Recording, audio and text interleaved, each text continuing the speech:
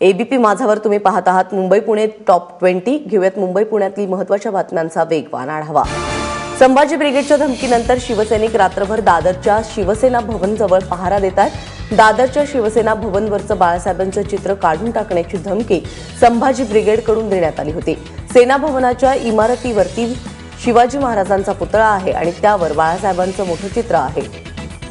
दरम्यान पुण्यातील राम गणेश गडकरींचा पुतळा उखडल्याच्या पार्श्वभूमीवर शिवसैनिक आता रात्रभर पहारा देतात. इशरत जहांच्या कुटुंबियांची सुरक्षा हटवण्यात आलेली नाही असा दावा ठाणे पोलीस आयुक्त परमबीर सिंग यांनी केलेला आहे. सुरक्षा देण्यासाठी पोलीस पैसे मागत असल्याचा आरोप इशरतच्या कुटुंबियांनी केला होता. त्यावर त्यांनी हा खुलासा केलेला आहे. इशरत जहांचं एन्काउंटर झाल्यानंतर तिच्या आईला संरक्षण देण्यात आलं होतं, पण ठाणे पोलीस या संरक्षणासाठी पैसे मागत असून ते दिले नसल्यामुळे सुरक्षा काढून घेण्यात आल्याचा आरोप इशरतच्या आईनं केला होता. त्यानंतर आयुक्तांनी या प्रकरणी खुलासा दिलाय. पोलिसांच्या दाव्यावरती जहां कुटुंबियांनी प्रतिक्रिया मात्र मिळू शकलेली नाही. पुण्याच्या कोथरूडमधील अनुश्री पांडे मृत्यू प्रकरणी कोथरूड पोलिसांकडून 4 जणांना अटक करण्यात आली आहे. या प्रकरणी निष्काळजीपणाचा ठपका ठेवत कुमार बिल्डर्सचे 2 अधिकारी आणि ठेकेदारांच्या 2 कर्मचाऱ्यांना अटक करण्यात आलेली आहे. अनुश्री पांडे 17व्या मजल्यावरून सॅम्पल फ्लॅट पाहण्यासाठी गेलेल्या होत्या. त्यावेळी इमारतीवरून पडून त्यांचा मृत्यू झाला.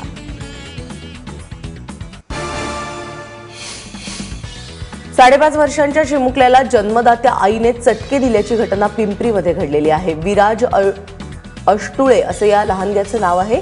पिंपरीच्या रामनगर झोपडपट्टीमध्ये आई आणि सावत्र वडिलांसोबत राहणारा विराज मंगळवारी दुपारी कोणालाही न सांगता घराबाहेर खेळण्यासाठी गेला.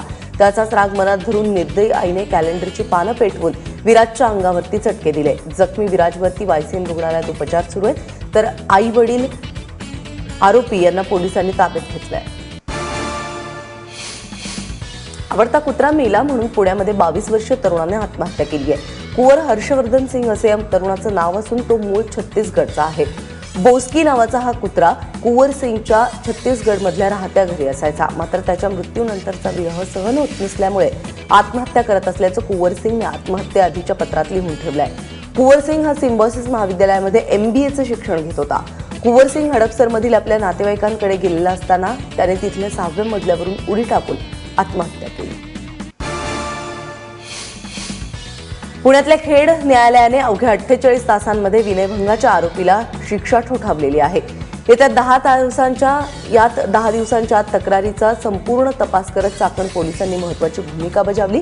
चाकणमध्ये एका कंपनीत काम करणाऱ्या महिलेला सुरक्षा रक्षक अतुल पाटील फोन करून त्रास देत होता.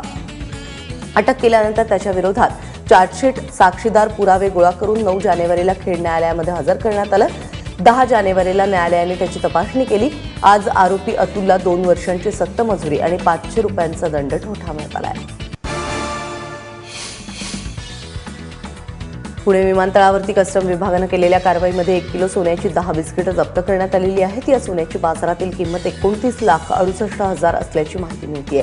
या प्रकरणी मोहम्मद अल्ताफ मोइनुद्दीन या भारतीय नागरिकाला अटक करण्यात आलेली आहे. रियादहून मुंबईला येणाऱ्या जेट एअरवेजच्या विमानामध्ये प्रवास करणाऱ्या मोहम्मदने LEDच्या इमर्जन्सी लाईटमध्ये सोन्याची 4 बिस्किटं लपवली होती, तर उरलेल्या बिस्किटांवरती काळी पट्टी लावली गेली होती. मुंबईहून तो मंगलोरला जात होता, मात्र त्यापूर्वीच त्याला अटक करण्यात आली आहे.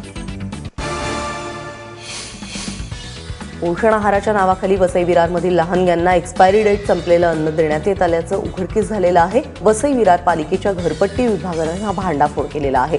राज्याच्या महिला आणि बालविकास विभागातर्फे वसई विरार पालघर क्षेत्रातील 6 महिने ते 6 वर्षांपर्यंतच्या मुलांना हा पोषण आहार दिला जातो. वसईच्या नाईकपाडा येथील शलाका महिला मंडळाला या प्रकरणी ठेका देण्यात आलाय. मात्र मुलांना पुरवण्यात येत असलेल्या अन्नांच्या पाकिटांवरच्या तारखा खोडल्याने आता हे प्रकरण निदर्शनास आलंय. स्मार्ट सिटीच्या यादीमध्ये आलेल्या नवी मुंबई शहरातील स्वच्छतेचा दावा फोल ठरल्याचं समोर येत आहे. शहरातील अस्वच्छतेच्या 2343 तक्रारी फोटोसह स्वच्छ भारत मिशनच्या ॲपवरती दाखवण्यात आल्या आहेत. झोपडपट्टी आणि गावठाण भागामध्ये पालिका योग्य रीतीने काम करत नसल्यामुळे शहराची वाईट प्रतिमा समोर आल्याचा आरोप केला जातोय. दरम्यान स्वच्छता ॲपवरती लोकांनी काय प्रतिक्रिया दिल्यात या मी पाहिल्या नसून नवी मुंबईत पहिल्यापासूनच स्वच्छ शहर असून कोणी त्याचं क्रेडिट घेणं चुकीचं असल्याचा टोला महापौर सुधाकर सोनावणे यांनी लगावलाय.